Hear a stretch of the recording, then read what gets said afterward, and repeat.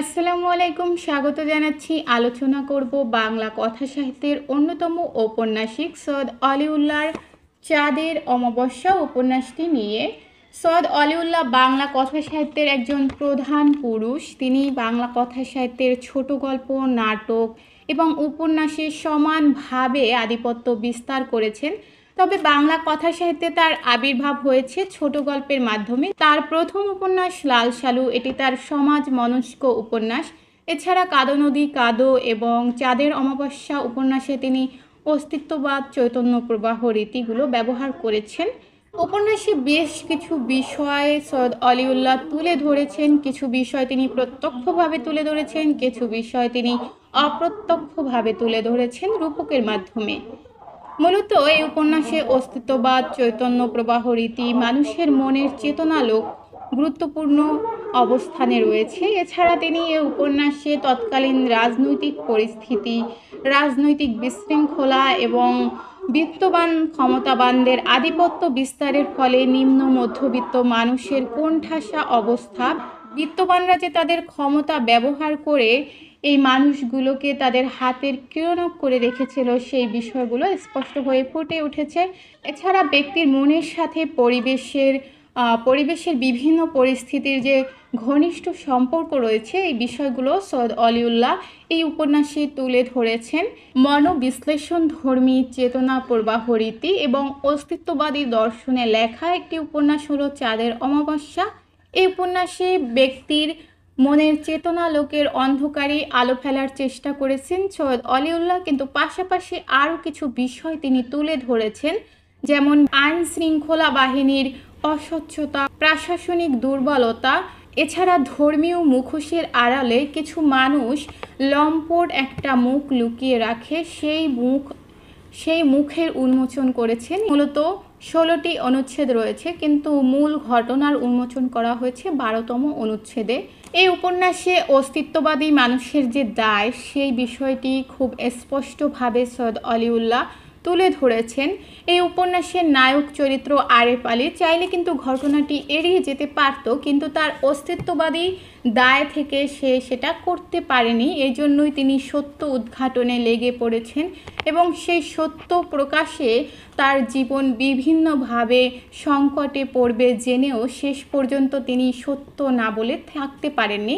অস্তিত্ববাদী মানুষের কাছে নিজের স্বার্থের থেকে জীবনের দায় বেশি। তিনি যেভাবে সুখে জীবন কাটাচ্ছিলেন, সন্তুষ্টি নিয়ে জীবন কাটাচ্ছিলেন, সেভাবে তার জীবন দিব্যি চলে যেত, কিন্তু তার যে অস্তিত্ববাদের দায়, এখান থেকে সে নিষ্কৃতি পায়নি। সত্য প্রকাশ করলে তার জীবন বিভিন্ন সংকটে পড়বে, তিনি জীবিকা হারাবেন, তিনি আশ্রয় হারাবেন, এছাড়া তিনি শাস্তি পেতে পারেন। এটা জেনেও তিনি সত্য বলতে পিছপা হয়নি। তিনি সত্যের সন্ধান করে গেছেন এবং শেষ পর্যন্ত তিনি মিথ্যার সাথে আপোষ করেনি। আরেফ আলী নৃশংসভাবে একটি মানুষের মৃত্যু মেনে নিতে পারেনি। কাদের তাকে বিভিন্নভাবে হুমকি দিয়েছেন, সেই হুমকির কারণে তিনি প্রাথমিকভাবে ভয়ও পেয়েছেন, কিন্তু আয়নায় যখনই তিনি নিজেকে দেখতেন, তখনই দেখতেন তার একটি কালো কুৎসিত কালিমাখা মুখ। এজন্য তিনি শেষ পর্যন্ত তার অস্তিত্ববাদী দায় থেকে তিনি সত্য প্রকাশ করেছেন। চাঁদের অমাবস্যা উপন্যাসটি প্রথম প্রকাশিত হয় 1964 সালে। উপন্যাসের ভূমিকায় জানা যায়, এই উপন্যাসটির বেশিরভাগ ফ্রান্সের আল্পস পর্বত অঞ্চলের পাইন ফার্ম এলম গাছ পরিবেষ্টিত ইউরিয়াস নামক ক্ষুদ্র একটি গ্রামে লেখা। এই সময় তিনি শুধু বিদেশে অবস্থান করেননি, ইউরোপীয় পরিবেশের অভিজ্ঞতা, রুচি, দৃষ্টিভঙ্গি ও শিল্পচিন্তা ইত্যাদির কারণে তার মানস পরিবর্তন ঘটেছিল এবং দেশ বিদেশের বিশিষ্ট ব্যক্তির সঙ্গে তার বন্ধুত্ব হয়েছিল। তার এই বিদেশ ভ্রমণের চেতনা এবং আধুনিক মননের ফসল চাঁদের অমাবস্যা। চাঁদের অমাবস্যার প্রধান চরিত্র আরেফ আলী। আরেফ আলীর অস্তিত্ব অন্বেষা, আত্মপ্রবঞ্চনা, ভয়, চাঁদের আলো, অন্ধকার প্রভৃতি অনুষঙ্গ প্রবিষ্ট হয়েছে বারবার। এ গ্রন্থে প্রকৃতির অনুষঙ্গ মানুষের সাথে সাদৃশ্য দেখিয়েছেন। রাত, চাঁদ, অন্ধকার, আলো, কুয়াশা, নদী, বাঁশির শব্দ, বাতাসের আওয়াজ, ব্যক্তির সংশয়, সারল্য, আত্মনিমগ্নতা এসব বিষয় উঠে এসেছে। প্রথম পরিচ্ছেদের বর্ণনায় লেখক আভাস দিয়েছেন অন্ধকারে আলো ঢেকে রাখা কিংবা মিথ্যার আড়ালে সত্য লুকিয়ে রাখা। এই উপন্যাসে সবচেয়ে গুরুত্বপূর্ণ হয়ে উঠেছে কৌতূহল উদ্দীপক মানব মনের অস্থিরতা। মানব মনের এই অস্থিরতা আরেফ আলী চরিত্রের মাধ্যমে ফুটে উঠেছে। সামাজিক আরেকটি বিষয় ফুটে উঠেছে, মানুষ অসচ্ছল হওয়ার জন্য অন্য কোনো খারাপ মানুষের উপর নির্ভরশীল হয়ে পড়ে। এজন্য অন্যায়কে অন্যায় বলতে পারে না। পরনির্ভরশীলতার জন্য মানুষ মেরুদণ্ডহীন হয়ে পড়ে।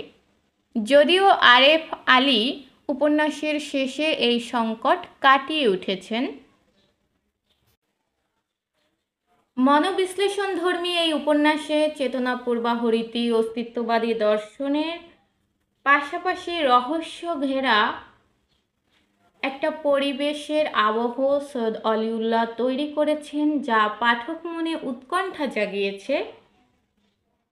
ধর্মীয় মুখোশের আড়ালে লম্পটতা লুকিয়ে রাখা কাদেরকে তুলে ধরেছেন। কাদের দাদা সাহেব চরিত্রের মাধ্যমে বিত্তবানদের আধিপত্য, অন্যায় করে পার পেয়ে যাওয়া, এটাকে একটা থ্রিলার গল্প বলা যায়। যেরকম ঘটনা চলতে চলতে রহস্য উদ্ঘাটন হয়েছে, তাই এই উপন্যাসটা কিছুটা থ্রিলার ধর্মীয় বলা যায়। ব্যক্তির মনস্তাত্ত্বিক সংকট, সংশয়, আত্মবিশ্লেষণ, আত্মজাগরণ এই উপন্যাসের মূল বিষয় হয়ে উঠেছে। উপন্যাসের প্রধান চরিত্র আরেফ আলী নৃশংসভাবে মানুষের মৃত্যু মেনে নিতে পারেনি, নৈতিক দায়িত্ব এড়িয়ে যেতে পারেননি। কাদের যখন সমস্ত ঘটনা ধামাচাপা দিতে বলে, তখন নৈতিকতার আয়নায় নিজের কুৎসিত কালো মুখ চেহারা দেখে। তাই বাধ্য হয়ে শেষ পর্যন্ত তিনি সত্যের উদ্ঘাটন করেছেন, সবাইকে সত্য বলে দিয়েছেন এবং এভাবেই তার আত্মমুক্তি ঘটেছে। এই মুক্তি মানুষের মানসিক মুক্তি, মানসিক যন্ত্রণার থেকে মুক্তি। নিজের কাছে স্বচ্ছ থাকাটাই সবচেয়ে বড় কথা। আরেফ আলীও চেয়েছেন নিজের কাছে স্বচ্ছ থাকতে। নিজের বিবেকের কাছে তিনি প্রশ্নবিদ্ধ হয়ে থাকতে চাননি। এই উপন্যাসে সৈয়দ অলিউল্লাহ প্রতীচ্য প্রভাব দেখিয়েছেন। যেমন সার্ত্র, আলব্যের ক্যামুর অস্তিত্ববাদী দর্শনের পরিচয় রয়েছে, যেমন ভার্জিনিয়া উলফ, জেমস জয়েসের চেতনা প্রবাহ রীতি, যেটাকে ইংরেজিতে বলে স্ট্রিম অফ কনসাসনেস, এরও প্রয়োগ ঘটেছে। এই উপন্যাসের গল্প খুবই ছোট, নিতান্তই বর্ণরিক্ত ও যুদ্ধোত্তর ইউরোপীয় উপন্যাসের সদৃশ্য। শীতের এক জ্যোৎস্না রাতে যুবক শিক্ষক বাইরে গিয়ে কাদেরকে দেখে, কিন্তু হঠাৎ করেই তাকে হারিয়ে ফেলে। এরপর যখন সে জ্যোৎস্না রাতের সৌন্দর্য উপভোগ করতে এগিয়ে যায়, তখন বাঁশ ঝাড়ে নারীকণ্ঠের কান্না শুনতে পায় এবং কান্না শুনে যখন সে এগিয়ে যায়, দেখতে পায় এক যুবতীর অর্ধনগ্ন মৃত্যুদেহ। প্রথমে সে বুঝতে পারে না এই নারীকে কে হত্যা করেছে। কাদেরকে সে সন্দেহ করে, কিন্তু সম্পূর্ণ নিশ্চিত হতে পারে না।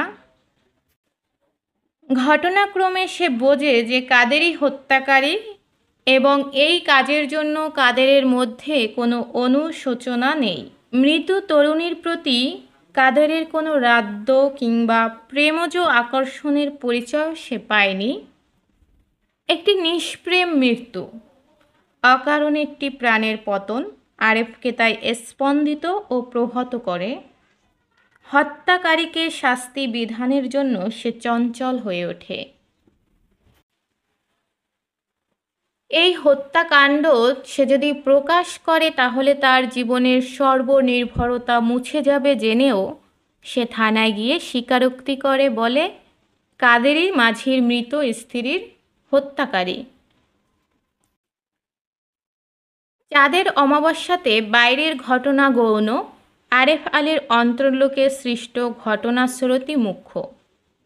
তারই আত্মখনন একটি পর্যায় থেকে আরেকটি প্রান্তে উপনীত হওয়ার মধ্যবর্তী পর্বের যন্ত্রণা, মানসদ্বন্দ্ব, পরিণামী চিন্তায় ব্যাকুল অন্তঃকরণ, জাগরিত সত্তার বর্ণবহুল ইঙ্গিতধর্মী ও পারম্পর্য আশ্রয়ী বর্ণনার মাধ্যমেই প্রকাশিত হয়েছে। ঔপন্যাসিকের মূল বক্তব্য স্পষ্ট হয়েছে তার অভীপ্সিত প্রতিপাদ্য। চাঁদের অমাবস্যা উপন্যাসের কাহিনী শুরুই হয়েছে এই অর্ধনগ্ন নারীর হত্যাকে ঘিরে। জ্যোৎস্না আচ্ছন্ন রাতে বাঁশঝাড়ের ভেতর তার মৃতদেহ আবিষ্কার করে আরেফ আলী। আরেফ আলী চরিত্রের মানস পরিক্রমা ও বিশ্লেষণ ধারাতেই অগ্রসর হয়েছে উপন্যাসের কাহিনী। হঠাৎ মৃতদেহ দেখে তার নিরাবেগ জীবন প্রবাহের আকস্মিক ছন্দপতন ঘটে। ঘটনার কেন্দ্রবিন্দু খুঁজতে খুঁজতে আরেফ আলীর জীবনে শুরু হয় আত্মদ্বন্দ্ব ও আত্মজিজ্ঞাসা। আরেফ আলীর এই মানসদ্বন্দ্ব ফুটিয়ে তুলতে অলিউল্লাহ ব্যবহার করেছেন প্রতীচ্য সাহিত্যের সার্ত্র ও আলবেয়ার ক্যামুর অস্তিত্ববাদী দর্শন ও জেমস জিয়াসের ভার্জিনিয়া উলফের স্ট্রিম অফ কনসাসনেস। চাঁদের অমাবস্যা উপন্যাসে কোপন নদীর ধারে ক্ষুদ্র চাঁদপাড়া গ্রামের অর্ধ শিক্ষিত যুবক শিক্ষক আরেফ আলী বিবেক চেতনার কাহিনী লিপিবদ্ধ করতে গিয়ে সৈয়দ অলিউল্লাহ বক্তব্য ও প্রকরণের দিক থেকে সর্বজনীন বিশ্ব প্রসারিত ও নিরীক্ষাশীল। উপন্যাসটিতে বাংলাদেশের সমাজ পটভূমিতে ব্যক্তির সংকট, সংশয়, আত্মবিশ্লেষণ ও আত্মজাগরণের আধুনিক জীবন ভাষ্য ফুটিয়ে তুলেছেন। এই যে মাঝির বউয়ের লাশ দেখে আরেফ আলীর মনে আলোড়ন সৃষ্টি হয়, এই ঘটনার প্রতিক্রিয়ায় আরেফ আলীর মানস দ্বন্দ্বই সমস্ত উপন্যাসে বর্ণিত হয়েছে। উপন্যাসে মূল তিনটি চরিত্র রয়েছে, দাদা সাহেব, কাদের এবং আরেফ আলী। উপন্যাসের প্রধান নায়ক চরিত্র আরেফ আলী। চাঁদের অমাবস্যা উপন্যাসটিকে বলা যায় আরেফের জাগ্রত বিবেকের রক্তাক্ত পথ অতিক্রমণের নিপুণ অন্তর্বিশ্লেষণ। আত্মস্বার্থের ঊর্ধ্বে ওঠা এই চরিত্রটি মানব দরদী, সামাজিক অঙ্গীকারবদ্ধ ও দায়িত্ববোধ সম্পন্ন। কাদের চরিত্রটি লম্পট নিষ্কর্মা বলা যায়, বড়লোকের বকে যাওয়া সন্তান, বংশ পরম্পরার আভিজাত্য ও অলৌকিক দরবেশ বেশ নিয়ে তার আড়ালে লুকিয়ে রাখে সব অপকর্ম। হঠাৎ রাতে ঘর থেকে বের হয়ে যেত কাদের, তার কর্মকাণ্ডের কোনো সদ উত্তর না পেয়ে দাদা সাহেব তাকে দরবেশ আখ্যা দিচ্ছে। প্রথম দিকে পাঠক হিসেবে কাদের চরিত্র রহস্যময় মনে হয় সে হয়তো অলৌকিক কিছু পেয়েছে, কিন্তু শেষে তার আসল রূপ পাঠকের সামনে স্পষ্ট হয়ে ওঠে। লোকসমাজে সে জাগতিক ব্যাপারে নির্লিপ্ত মনে হলেও সে লিবিডো চেতনায় মাঝির বউকে সম্ভোগ করে শেষে হত্যা করে। দাদা সাহেব চরিত্রটি আরেফ আলীর আশ্রয়দাতা বাঙালি মুসলমানের ঐতিহ্যবোধ ও আভিজাত্য মনোভাবের প্রতিনিধি। চরিত্রায়ন, ভাষা কৌশল, সংলাপ প্রতিটি দিক থেকেই চাঁদের অমাবস্যা প্রথাগত দিক থেকে স্বতন্ত্র। ভাষা চৈতন্য প্রবাহ ধারায় উৎসরিত হয়েছে। আমি কিছু বাক্য এখান থেকে পাঠ করছি। শীতের উজ্জ্বল জ্যোৎস্না রাত, তখনও কুয়াশা নাবে নাই, বাঁশঝাড়ে তাই অন্ধকারটা তেমন জমজমাট নয়। সেখানে আলো অন্ধকারের মধ্যে যুবক শিক্ষক একটি যুবতী নারীর অর্ধ উলঙ্গ মৃত্যুদেহ দেখতে পায়। অবশ্য কথাটা বুঝতে তার একটু দেরি লেগেছে, কারণ তা ঝট করে বোঝা সহজ নয়। পায়ের উপর এক ঝলক চাঁদের আলো শুয়ে শুয়ে নেই। ভাষার জন্য তিনি দেশজ আবহটি সযত্নে রক্ষা করেছেন। ভাষার বর্ণনা ভঙ্গিতে যে শৈলী ফুটে উঠেছে তাও তার সচেতন প্রয়াস। এ সম্পর্কে সৈয়দ অলিউল্লাহ নিজেই বলেছেন, এ বইয়ে ভাষা আমি ইচ্ছাকৃতভাবে ফল্টারিং করেছি। এই উপন্যাসে পরবাস্তববাদ, কাব্যধর্মী সংলাপ রয়েছে। একটা কাব্যধর্মী সংলাপ আমি তুলে ধরছি। যুবতী নারী আর তাকায় না কেন, মাছরাঙাও নিশ্চুপ হয়ে অপেক্ষা করে। সংলাপের মধ্যেও চৈতন্য প্রবাহ রীতির স্ফুরণ ঘটেছে।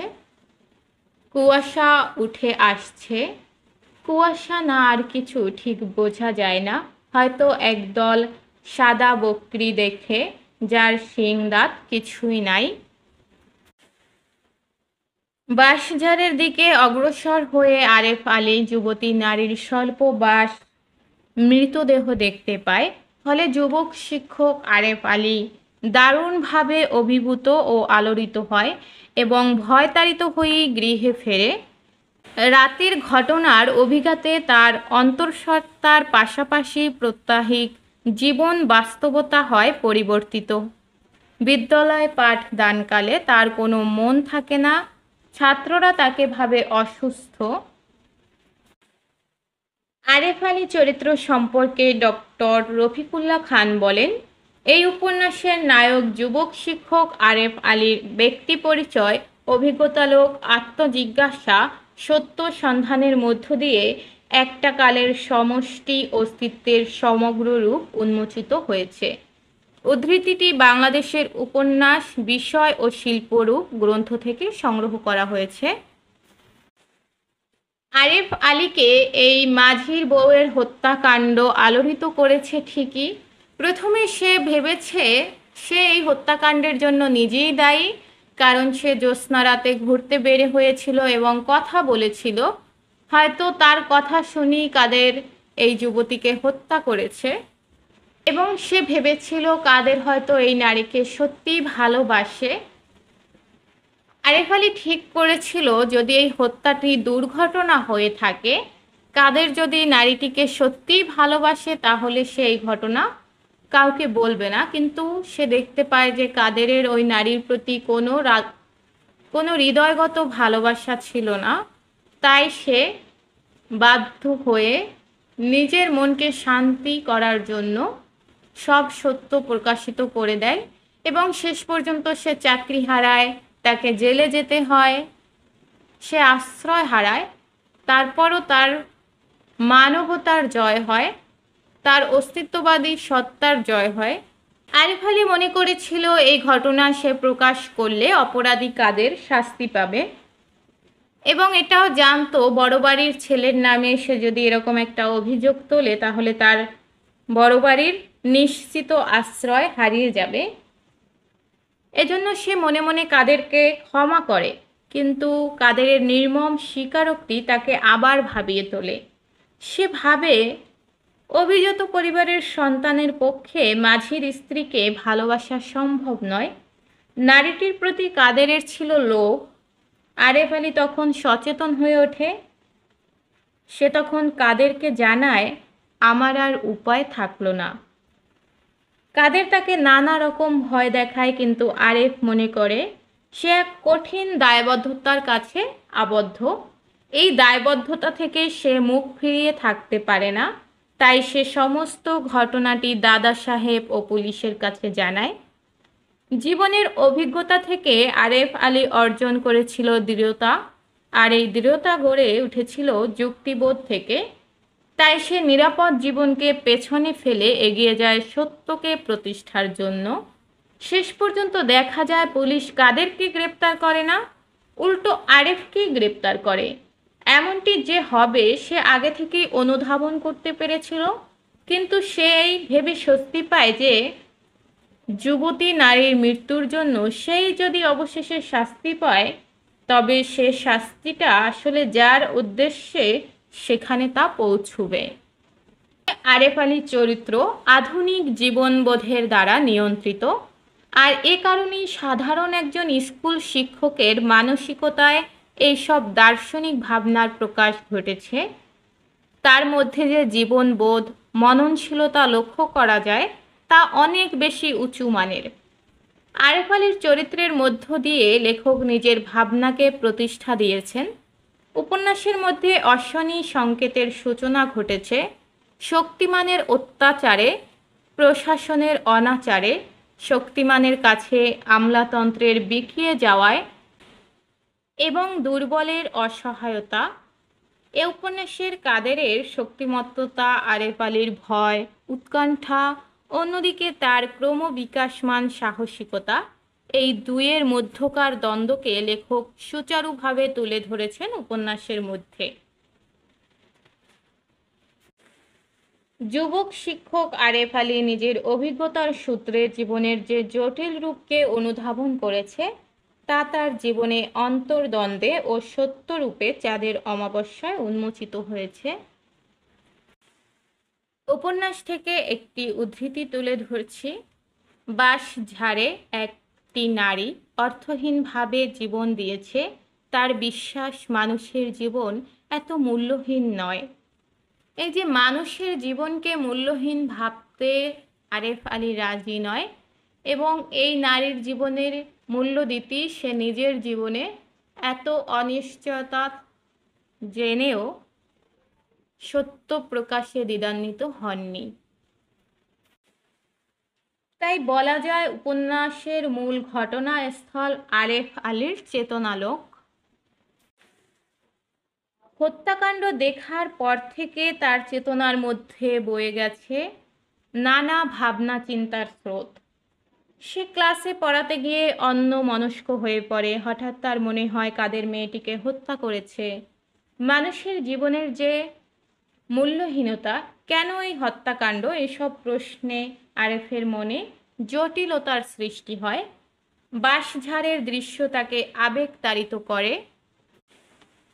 মৃতদেহটি নদীতে ফেলে দেওয়ার ঘটনায় তার মধ্যে বয়ে চলে চেতনার চোরা স্রোত, কারণ সেও কাদেরকে ফেলে দেওয়ার সময় সাহায্য করেছিল। উপন্যাস থেকে একটি লাইন তুলে ধরছি। একটি দৃশ্যই কেবল তার চোখে ভাসে, সে দৃশ্য থেকে তার নিস্তার নেই। তার মনে প্রাণে দেহের রন্ধ্রে রন্ধ্রে বিভীষিকাময় ছায়া। এক নিদারুণ শূন্যতা বোধে সে আক্রান্ত হয়, কিন্তু আবার সে বিশ্বাস করে, উপন্যাসের ভাষায়, দুনিয়াতে নিষ্ঠুরতা, পাপ, কলুষতা আছে সে জানে, এবং তার প্রমাণ বাঁশঝাড়ের মৃতদেহটি। কিন্তু তা সর্বত্র ছড়িয়ে নেই, আগাছার মতো সর্বত্র জন্মায়ও না। তা যদি হতো তবে মানুষে মানুষে বিশ্বাস সম্ভব হতো না, জীবন দুর্বিষহ হতো। বস্তুতপক্ষে জীবনের কোনোই অর্থ থাকতো না।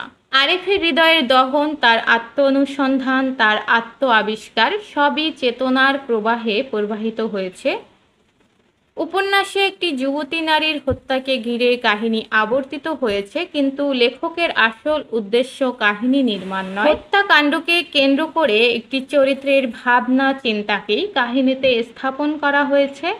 ব্যক্তি মানুষের সংশয়, দ্বিধা, বিভ্রান্তি, পীড়ন ইত্যাদি প্রতিষ্ঠা পেয়েছে উপন্যাসে। আরেফ আলীর চিন্তা স্রোত ও ক্রিয়াকলাপের অনুসরণেই কাহিনী গড়ে উঠেছে। বলা যেতে পারে উপন্যাসটি গড়ে উঠেছে আরেফ আলীর চিন্তা চেতনার ভিত্তিতে। উপন্যাসের প্রথমেই লেখক আবছা আলো আধারী পরিবেশ স্থাপন করেছেন। প্রধান চরিত্র আরেফের সামনে কাদেরকে কিছুটা অস্পষ্টভাবে অঙ্কন করে তাকে রহস্যময় করে তোলা হয়েছে। এরপর আস্তে আস্তে আরেফের মগ্ন চেতনাকে উদ্ঘাটন করা হয়েছে চেতনা প্রবাহরীতির উপন্যাসের ধরনে। দুটি বিপরীতমুখী চরিত্রের বিপরীতমুখী ক্রিয়াকলাপে উপন্যাসের কাহিনী জটিল হয়েছে, এবং চরিত্র দুটি সেটি আবর্তনের মধ্য থেকেই প্রকাশিত হয়। চেতনা প্রবাহরীতির দুটি দিক রয়েছে। ইন্টারনাল অ্যানালাইসিস এবং ইন্টারনাল মনোলগ। চাঁদের অমাবস্যা উপন্যাসে এই দুই রীতি প্রযুক্ত হয়েছে, আর এই দুই রীতির মাধ্যমেই চরিত্রের মনোজাগতিক চেতনার প্রবাহকে গভীরভাবে প্রকাশ করা হয়েছে। এই ছিল চাঁদের অমাবস্যা উপন্যাসের আলোচনা। এই উপন্যাস থেকে বেশ কিছু টপিকস ধরে পড়া যায়, যেমন অস্তিত্ববাদী দর্শনের আলোকে আরিফ আলী চরিত্রটির বিশ্লেষণ করা, অস্তিত্ববাদী উপন্যাস হিসেবে উপন্যাসটির বিচার করা, এছাড়া উপন্যাসটির শিল্পরূপ, বিষয় ভাবনা, চেতনা প্রবাহ রীতি হিসেবে উপন্যাসটি কতটুকু সার্থক হয়েছে। আলোচনার মধ্যে সবগুলো টপিকের উত্তর রয়েছে। ধন্যবাদ।